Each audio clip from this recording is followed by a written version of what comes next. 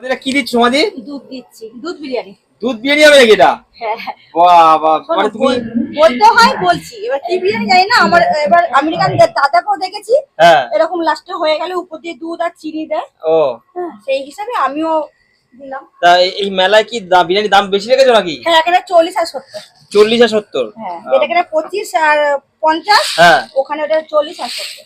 বাহ, এটা কি চিনি। ও বাহ বাহ, চিনি দিলে টেস্ট আরো বেশি ভালো হয় না? পাঞ্চা ভাব থাকে না সবকিছুতে, হ্যাঁ সেই জিনিসটা কেটে যাবে।